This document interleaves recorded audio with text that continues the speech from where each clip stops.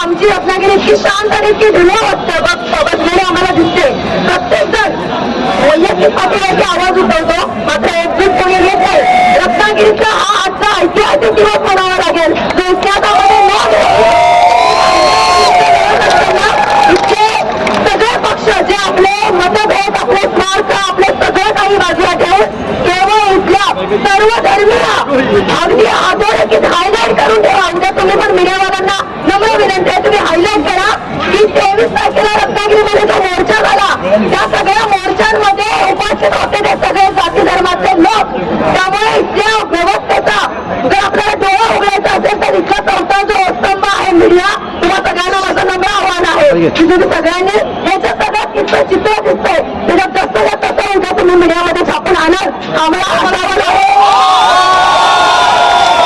इथलं चित्र जसं तसं सगळ्या जनमानसांमध्ये त्या बहिऱ्या आणि अंध्या लोकांच्या इथल्या भ्रष्ट व्यवस्थेच्या डोळ्यात आणि कानापर्यंत तुम्ही हा आवाज पोहोचवाल.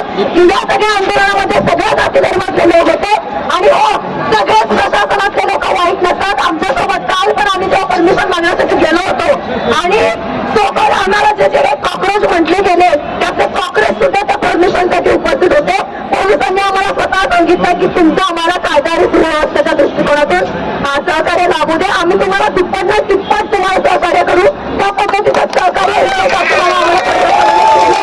आमचा विरोध त्या भ्रष्ट व्यवस्थेला आहे, ज्या व्यवस्थेनं आम्हाला आतापर्यंत ज्या पद्धतीनं अन्याय अत्याचार सहन करायला लावला आणि आता त्यांची मजूर 12-12 वर्षाच्या मुलांवरती मुलींवरती गेलेली आहे. या वेळेला मात्र आम्ही काय गप्प बसू शकत नाही. इथं पुन्हा एकदा आपण सगळ्यांनी आपण भारतीय आहोत.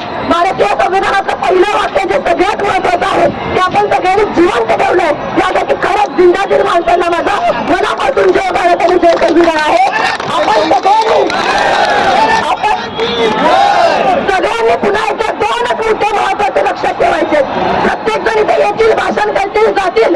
अजूनही